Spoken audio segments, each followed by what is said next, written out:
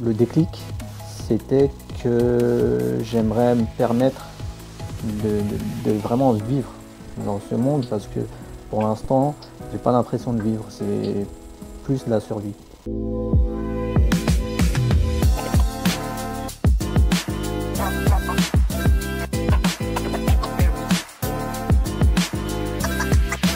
Bonjour à tous, bienvenue sur FP92, émission Parole d'experts. Nouvel épisode, aujourd'hui on va parler d'entrepreneuriat. Je reçois avec moi un jeune qui vient de se lancer dans l'entrepreneuriat et qui voulait passer dans l'émission pour parler de son parcours et de nous parler de ses différentes étapes pour lancer sa marque de bijoux.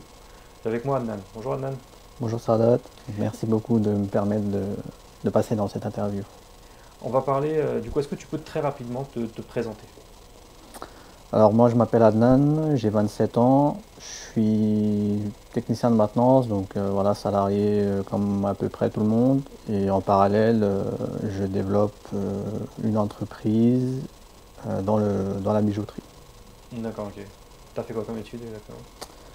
Donc j'ai fait un bac ST2D suivi d'un BTS en système numérique. Comme c'était à l'origine un bac technologique, dans la suite logique, je me suis dirigé vers une filière technologique, informatique. Donc voilà, c'est après, à ce moment-là, on ne sait pas trop quoi faire. Bon, il y en a qui savent direct, tout est tracé. Bon, à part, j'ai fait juste ce qui était un petit peu, qui se présentait devant moi. D'accord. Après, d'un côté, j'aimais aussi un petit peu l'informatique et je me projetais en tant que, par exemple, technicien informatique, ce genre de choses. D'accord, ok. Donc du coup, donc, actuellement, tu as un job en CDI, technicien de maintenance. Est-ce que tu veux dire exactement en quoi ça correspond, technicien de maintenance pour... Alors, technicien de maintenance, il y a dans plusieurs secteurs et moi, je suis dans la maintenance d'équipements de protection individuelle, donc ce qu'on appelle EPI. Donc, tout de suite, on va penser aux gants, aux vestes, etc., les casques, mais moi, c'est une autre catégorie parce qu'il y a plusieurs catégories. Et moi, c'est la plus, on va dire, la plus mortelle parce que les travailleurs sur les chantiers, les sociétés de travaux publics, ils ont des harnais de sécurité, des matériaux, des équipements pardon, qui doivent être contrôlés tous les ans. Ils sont normés dans l'Europe et s'ils ne sont pas contrôlés, s'ils sont endommagés, il y a des chutes, il y a des morts. On a aussi des détecteurs de gaz, de l'oxygène, etc. D'accord, Si ok. ça c'est pas bon. D'accord, donc ton métier consiste à faire tout ce que tu es en train de dire. Voilà. Ok. Donc, on a beaucoup de gens en fait qui veulent entreprendre. Qu'est-ce qui a fait que toi, tu t'es dit un jour, bon, je vais garder mon job de CDI pour l'instant en tout cas, je pense que tu continues à travailler, mais à côté, tu as décidé d'entreprendre. C'était quoi cette envie? Je suis issu d'une famille très modeste. Enfin, on n'a pas, on vit, mais en gros, voilà, mon père, il était ouvrier dans le bâtiment. Ma mère, elle travaillait pas comme la majorité des familles pakistanaises. Et mon père, malheureusement, lui, il n'a pas eu la chance ni les connaissances que certains papas ont pour ouvrir des commerces, des épiceries, etc. Lui, voilà, il est arrivé en France, il a par un petit peu de bouche à oreille, piston, il s'est trouvé dans le bâtiment. Et après, ma vie quand j'étais enfant, c'était un petit, on va pas dire strict minimum, mais j'avais pas ce que je voulais. Ok. Mais c'est quoi le déclic? Qu'est-ce qui a fait que tu as voulu te lancer dans l'entrepreneuriat? Le déclic, c'est de pouvoir, quand je voyais mes parents qui faisaient des sacrifices, c'est pas sacrifice, c'est un mot, Les concessions? voilà, concession. Donc ils faisaient des concessions par rapport à l'argent qu'ils avaient à disposition, et nous, on ne pouvait pas tout avoir. Le strict minimum, bah, c'était de faire les courses, nous faire manger, nous faire habiller, et puis voilà, ça s'arrête là. Aller à l'école, et puis voilà. Du coup, moi, le déclic, c'était que j'aimerais me permettre de vraiment vivre dans ce monde, parce que pour l'instant, j'ai pas l'impression de vivre, c'est plus de la survie. D'accord, ok. Voilà, aujourd'hui, je travaille, j'ai grandi, je travaille, mon salaire, voilà, il part Donc dans tes charges. des charges, des prélèvements, et encore, je paye pas de loyer. Donc maintenant, si on imagine que je dois payer un loyer, ça va devenir très compliqué. Donc, l'envie de devenir entrepreneur, c'est venu en te disant que il y avait un besoin il y avait un besoin de plus d'argent, Plus d'argent, simplement, et voilà, pour histoire de vivre, mais de vivre mieux. voilà.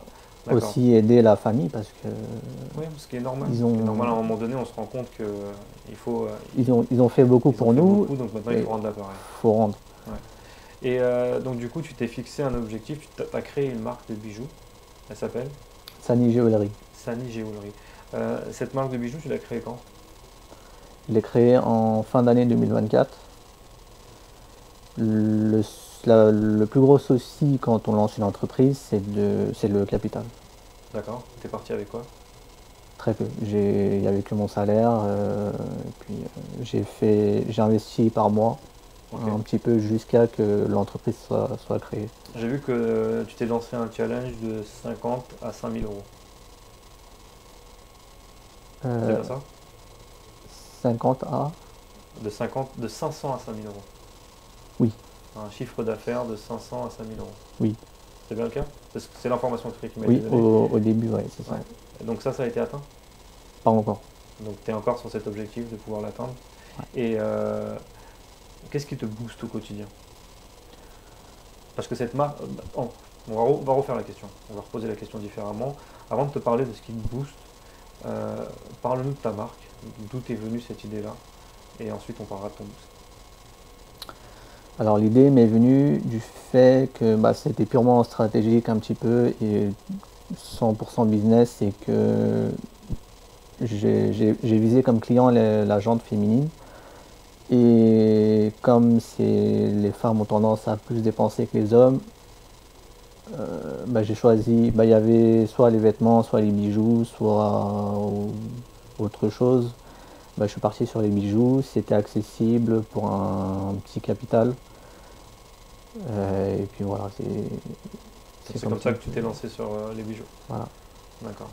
Et d'où est venue cette idée de nom? Le nom, c'était un petit peu...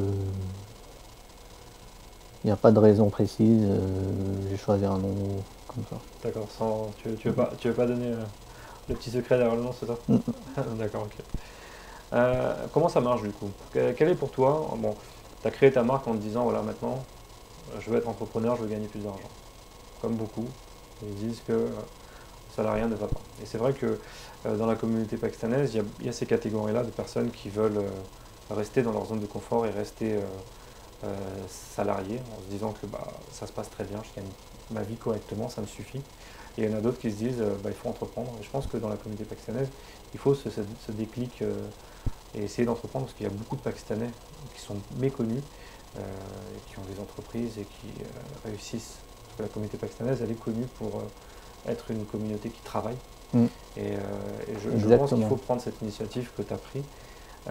Quelle est pour toi la définition d'un entrepreneur?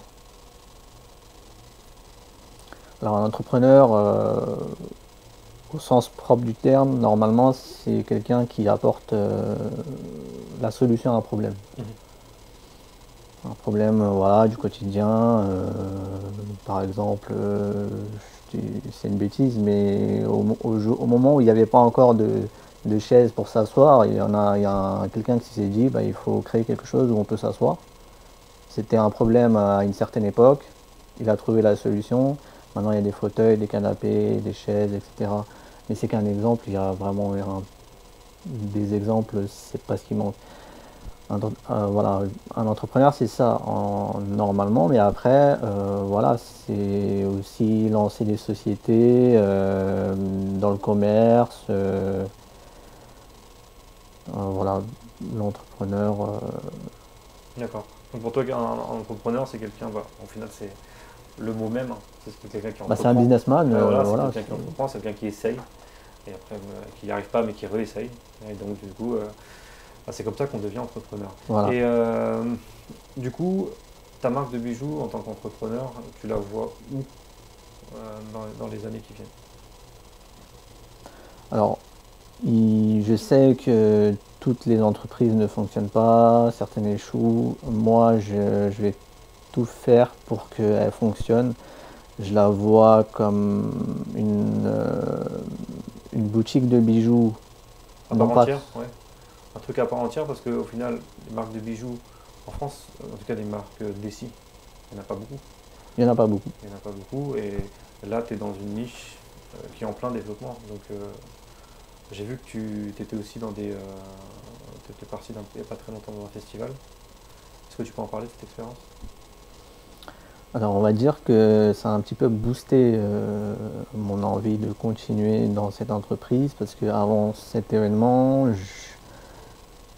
j'avais un petit peu délaissé l'entreprise parce que voilà, j'ai été tout seul, je devais m'occuper des réseaux sociaux, j'avais pas de capital, donc il se passait rien en gros. J'ai pris avec moi un ami qui est devenu qui a pris le côté marketing de mon entreprise en tant que stratégiste marketing et avec lui on a un petit peu lancé le truc, on avait vu qu'il y avait un événement à Villers-le-Bel et on s'est dit là c'est le moment, il faut y être. Déjà ça va être un point de départ pour faire connaître aux gens locaux en premier temps. On fait de la publicité, on partage nos réseaux sociaux, notre site web. Il y aura un petit peu de monde qui va connaître et puis après on espère être présent sur un maximum d'événements possibles D'accord. pour continuer à développer la marque. Ouais, tu as raison. Il y a de plus en plus d'événements pakistanais maintenant. Tu regardes Ouais. dans l'année, je pense qu'il va y avoir une bonne vingtaine. Et donc il y a vraiment moyen de se faire connaître dans ces événements parce qu'il y a beaucoup de dames. Il y a beaucoup de dames qui y vont. Et donc ça peut être un très beau tremplin. Euh, je vais revenir après sur le côté storytelling parce que j'ai remarqué sur les réseaux sociaux tu commences un peu à faire ce qu'on appelle du personal branding en te mettant en avant et parler de ton quotidien, parler de ta marque, parler de comment tu es en train de faire les choses, Ouais. donner ton idée sur ton opinion pardon, sur les situations qui se passent en France. Euh, pour ta marque au jour d'aujourd'hui, est-ce que tu fais appel à des influenceurs, influenceuses en France? Il y en a dans la communauté d'ici, est-ce que c'est quelque chose que tu fais? C'est prévu. J'ai pas encore commencé sur ça puisque les influenceurs, comme ils vivent avec les revenus des publicités, il faut pouvoir leur payer un montant assez. C'est pas 20 euros, 10-20 euros, on parle de plusieurs centaines d'euros. Ils ont leurs charges à payer, de quoi vivre. Donc, moi, comme je t'ai dit tout à l'heure, j'ai pas encore le capital pour avoir une croissance. Oui, après, de toute façon, ta société est jeune, donc il faut lui donner du temps. Et comme je disais tout à l'heure, tu es sur une niche qui peut prendre, vu qu'il n'y a pas beaucoup de personnes encore dans ce domaine-là. Les influenceurs dont tu parles, tu n'arrives pas à trouver des personnes de la communauté qui seraient prêtes à t'aider. Tu leur donnes des bijoux et eux font ta publicité. C'est l'idée la plus simple que je pourrais faire. Euh, Notre modèle Sadia, c'est comme ça qu'on a pu collaborer avec elle. On lui a proposé, bon elle après elle voulait pas être payée, enfin on lui a dit au pire tu prends 10% de nos ventes par exemple, parce que je suis pas quelqu'un qui veut faire travailler les gens gratuitement. Ok au début je peux donner que 10% peut-être, mais sur le long terme je pourrais ajuster la rémunération pour que ça soit une vraie rémunération à la hauteur de ce qu'elle fait. Après, de toute façon, si tu arrives à trouver des personnes, le but, au début en tout cas, c'est de trouver des personnes qui te font ça gratuitement. Après, forcément, si tu arrives à rentabiliser et payer, ça c'est autre chose. Mais il y a beaucoup d'influenceurs qui sont prêts Après, s'il faut regarder les petits influenceurs pour voir si tu arrives à trouver des personnes pour t'aider à développer la marque. Et je pense que dans la communauté pakistanaise, en tout cas de ce que je vois maintenant, il y a beaucoup, en France et en Angleterre, des personnes qui font de l'influence et qui peuvent booster les ventes. Ok.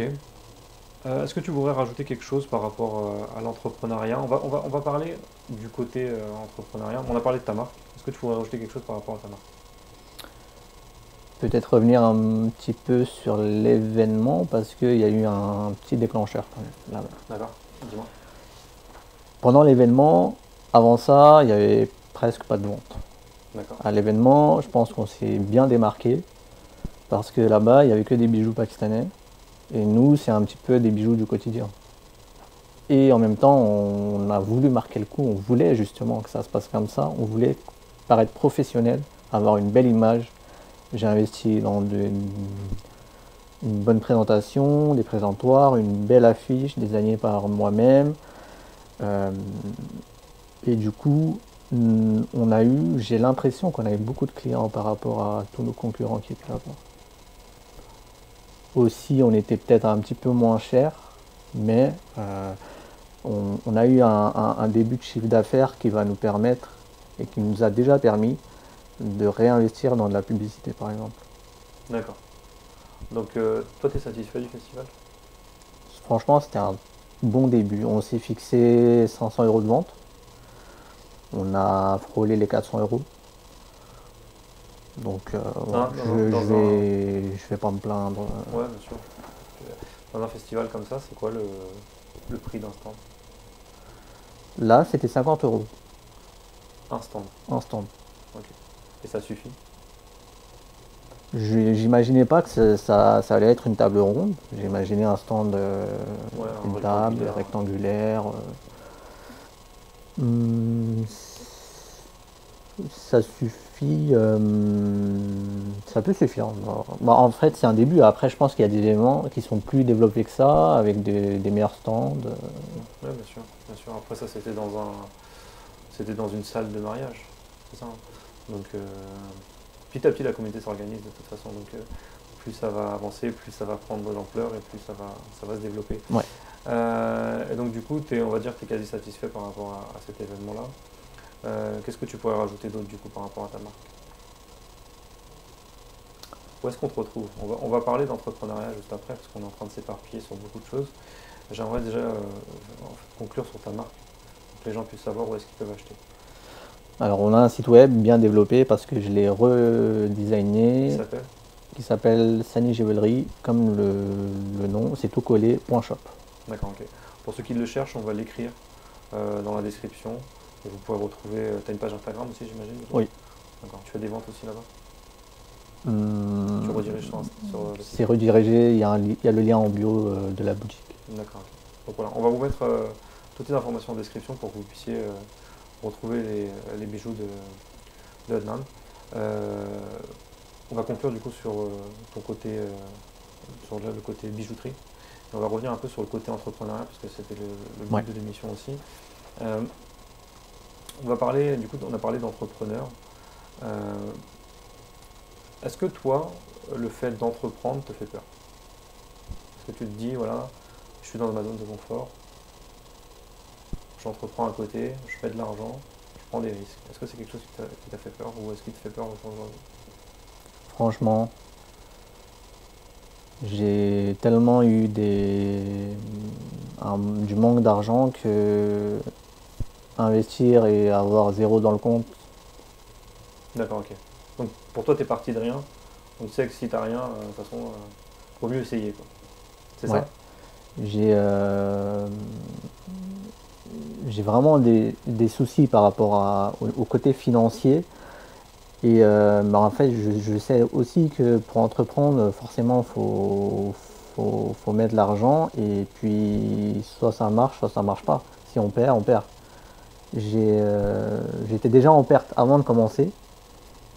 Et du coup, ça me freine pas. Ouais. Qu'est-ce qui a fait ce mindset d'entrepreneur? Est-ce que tu écoutes des podcasts? Est-ce que tu regardes des TED ou des choses du genre qui font que tu as voulu entreprendre? Les podcasts aujourd'hui, j'en écoute beaucoup. C'est-à-dire à ma pause déjeuner à midi, je vais tout de suite sur YouTube, je regarde, je scroll et dès que je trouve quelque chose sur du business ou des podcasts ou des vlogs d'entrepreneurs, je clique et j'écoute. D'accord. Tu as un podcast en particulier qui t'a marqué, que tu voudrais partager? Ou une personnalité? Il y a un entrepreneur qui, dont le nom me vient tout de suite en tête, c'est Hakim Ben Othman. C'est le fondateur d'une chaîne de restauration dans le kebab. Nebab, ouais. Nabab, exactement. Bah, tu connais alors. Oui, je connais. Et du coup, bah, tu vois, lui, il est parti d'un restaurant, puis après, finalement, il a développé en France et puis à l'international. Puis il a revendu à plusieurs millions d'euros. Et c'est vraiment très inspirant parce que c'est un secteur qui est dans mes idées pour après. Donc là, c'est la bijouterie, c'est juste un tremplin, on va dire. D'accord. Après, je vise d'autres secteurs. Tu peux en parler? La restauration, c'est intéressant. D'accord. Donc toi, tu vis dans la restauration sur le long terme? Il peut y en avoir, ouais. D'accord. Et donc on a parlé de Hakim Ben Othman. Tu as d'autres personnes qui te viennent en tête? Là, tout de suite, non. Aujourd'hui, on est dans le monde des réseaux sociaux, on est dans le monde où il y a beaucoup de personnes qui deviennent des gros entrepreneurs et en tout cas qui te vendent des formations pour devenir entre guillemets riches. Euh, et il y a beaucoup de personnes qui vont créer des podcasts justement pour parler de l'entrepreneuriat, comment devenir riche, comment eux sont devenus riches. Et moi, Hakim Ben Othman, c'est une différente personnalité parce que lui, il a une histoire derrière, il a un background derrière, et là, il vient aussi en tant que personal branding. Au final, il est en train d'essayer de devenir influenceur. Ouais, lui, c'est nouveau, c'est en récent, ce moment, ouais, c'est ouais. récent. Il commence. Parce qu'il a toujours été, enfin, moi Hakim Ben Othman, je connais sur Nabab et sur tous ces reportages qu'il a fait à l'époque euh, pour les chaînes de télé où il mettait en place ses usines et tout ça. Et donc c'est vrai que c'est un très très beau parcours. Maintenant le côté influenceur j'ai un peu moins suivi, mais je sais qu'il est en train de lancer des masterclass et tout ça, des trucs dans ce genre-là. Donc voilà. Et pourquoi la restauration du coup? C'est un secteur profitable. C'est un secteur profitable. Les gens auront toujours besoin de manger. Ça va jamais, mais vraiment jamais s'arrêter. Et c'est bah, du coup, franchement, c'est profitable, mais ça, pour le coup, par rapport à, si on prend l'exemple de la bijouterie, c'est vraiment un capital plus important. Donc ça, je remets pour après. Okay. Tu te vois toujours faire ton CDI ou c'est quelque chose que si tu arrives à bien développer? J'essaie de m'en débarrasser. Le plus rapidement possible. Ouais, parce que le CDI, dans le métier actuel, voilà, j'ai un manager très très minutieux. Il a l'œil partout. Et quand tout va bien, tout va bien. Dès qu'il y a une petite erreur, là, je me fais taper sur les doigts tout de suite. Et moi, j'aime pas ça. Et Après, voilà, vraiment, ça joue reste un sur. manager. Voilà, c'est un manager. Après, lui, je pense qu'il pense plus à lui qu'autre chose. Parce que lui, voilà, il a des commissions, il touche des primes que moi, j'ai pas, alors qu'on a le même poste. D'accord. Okay. C'est juste lui, voilà, quand je suis arrivé, c'était le seul technicien, il est devenu mon responsable. Et c'est pour ça que. Voilà. Ok. Bah, c'est quelque chose qui est intéressant. Et donc, du coup, toi, la suite logique pour toi, c'est la restauration. Alors, on va parler très rapidement de la communauté pakistanaise. La communauté même d'ici, si tu veux, on va généraliser un peu. On a beaucoup de jeunes, c'est ce que je disais tout à l'heure, c'est qu'il y a beaucoup de jeunes qui décident de suivre une carrière en fait standard. C'est la carrière de bureau, Ouais. carrière administrative ou un job tout simple, et pour qui ça suffit. Et il y a beaucoup de jeunes qui souhaitent entreprendre mais qui ne le font pas. Toi, tu as franchi ce pas-là, d'entreprendre. J'ai l'impression qu'on est sur un gap générationnel où on avait les anciens qui avaient peur de rien et qui prenaient des risques parce que de toute façon, ils n'avaient rien à perdre. Tu vois. Et là, la génération qui est dans une zone de confort et donc qui ne veut pas prendre de risques parce que se dit que bon, on a notre salaire, ça nous suffit. Qu'est-ce que toi tu pourrais dire à un jeune qui regarde et à qui tu pourrais motiver en tant que toi si jeune entrepreneur? Qu'est-ce que tu pourrais lui dire de bien, de positif? Alors, juste avant de motiver les jeunes, sur les anciens, on avait on va dire, deux catégories. Il y a les ouvriers, parce qu'on va pas se mentir, généralement, les papas qui viennent là, ils se lancent dans le bâtiment. Ou soit, ils ont la fibre entrepreneur et ils ont ouvert des épiceries, des commerces. Donc il y a ces deux-là. Eux, par contre, ils n'étaient pas sur les réseaux, c'était vraiment discret, ils lançaient leur business et puis voilà. Aujourd'hui, les jeunes d'aujourd'hui, ils sont plus dans les études et des grands postes. Donc ça, c'est bien. Je les encourage parce que des médecins, des avocats et tout, c'est très bien. C'est vrai que dans la communauté pakistanaise, il y a beaucoup de médecins, Des ingénieurs. des avocats, il y a beaucoup d'ingénieurs. Je ne sais pas si toi eu l'occasion d'aller à RPPF, aux événements RPPF. J'y ai été une fois. On rencontre, en fait, c'est là qu'on se rencontre dans ce genre d'événement. Il y a celui-là, il y a le Pakistan Business Forum aussi. C'est là qu'on se rend compte qu'il y a beaucoup de Pakistanais qui ont de hauts postes, qui ont des jobs qu'on ne pense pas en fait. Et c'est très intéressant. On avait rencontré, la dernière fois, on avait une personne qui était prof d'aéronautique, pakistanais. Et, quand tu es en France, tu es pakistanais en France, tu ne te dis pas qu'il y en a un qui a suivi une carrière dans l'aéronautique et qui est devenu professeur d'aéronautique. Donc c'est très intéressant. Et donc du coup, ouais, je t'ai coupé.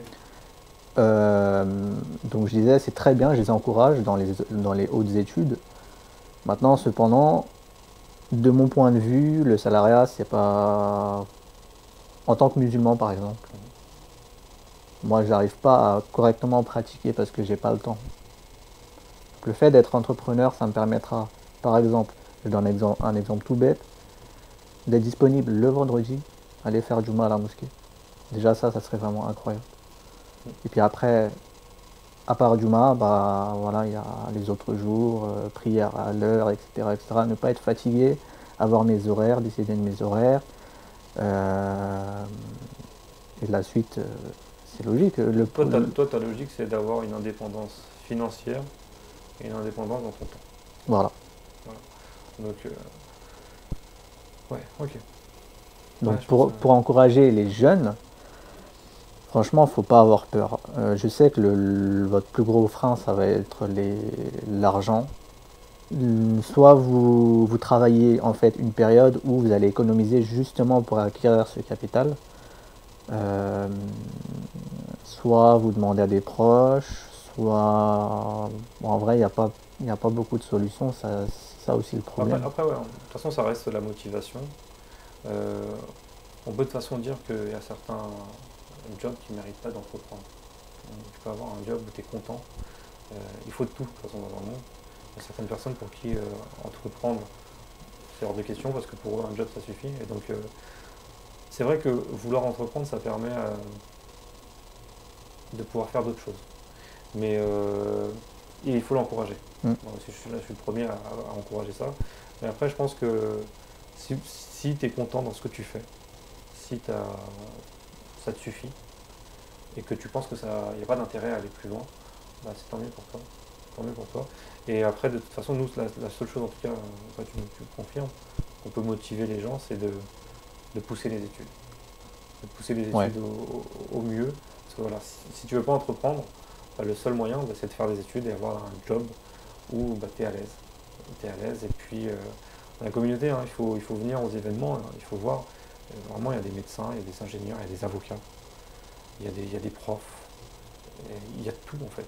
Il y a tout. Et donc voilà, il y a plein de jobs. Et est-ce que toi, tu souhaiterais rajouter quelque chose par rapport à ce que je viens de dire? Bah, c'est exactement ça, c'est que si ça leur plaît de faire ça, ils le font, il n'y a pas de problème. Les gens qui ont des hauts postes, soit ils veulent avoir leur salaire, mais avoir un haut poste quand même, être bien rémunéré, et ça leur va comme ça. Et puis sinon, soit il y a ceux qui ont une vision un petit peu similaire à la mienne, et du coup, eux, ils font des petits travails à droite, à gauche, pour voilà, essayer d'entreprendre ou ce genre de choses. Et ça aussi c'est bien. S'ils peuvent entreprendre, franchement, il faudrait les encourager. D'accord. Mais ils sont pas, on les voit pas ici en France. Les entrepreneurs, ils sont cachés et c'est dommage. Ouais, ouais, c'est vrai. C'est vrai que nous, sur FP92, on essaye de mettre ça en avant, euh, les entrepreneurs de la communauté d'ici. Euh, c'est compliqué. C'est compliqué d'en avoir. Euh, mais en tout cas, voilà, on vous invite, encore une fois, si vous avez envie de participer à FP92, de venir nous voir. Est-ce que tu voudrais conclure sur quelque chose? Encore une chose sur le point que tu viens de dire, c'est que bah, FP92, ça peut nous permettre, même FP, enfin, être présent sur les réseaux, ça peut nous permettre de s'entraider. Par exemple, il y a une personne, un jeune homme qui trouve une idée et tout ce qui lui manque, c'est l'argent. Et bah, par exemple, faire une collecte entre entrepreneurs et nous, on l'aide, on le pousse et puis comme ça, lui, il commence. Ça peut être quelque chose de pas mal. Et aussi FP92, ça peut permettre de mettre en avant les gens qui veulent entreprendre ou même autre chose. En tout cas, Adnan, moi je trouve que c'est une très bonne initiative que tu as pris. D'essayer d'entreprendre, d'essayer de développer une marque au final, pour toi, c'est une étape. Parce Ça, que tu vois exactement. déjà un peu plus loin que développer cette marque, donc c'est très bien. La seule remarque qu'on peut faire, c'est de continuer, de persévérer. De toute façon, il n'y a pas de raison que ça ne marche pas. Mm. Et merci en tout cas. Et on vous Avec invite plaisir. tous à, à rejoindre FP92 si quelqu'un veut partager un sujet particulier ou juste nous parler. N'hésitez pas à nous rejoindre. Et en tant qu'entrepreneur, moi je conclurai en fait sur ça. C'est que si c'était simple, bah, tout le monde le ferait. Donc c'est pour ça que c'est compliqué. Donc il ne faut pas lâcher, il faut Exactement. persévérer et il faut continuer. Merci beaucoup d'avoir regardé cet épisode de Parole d'expert sur FP92. À très bientôt.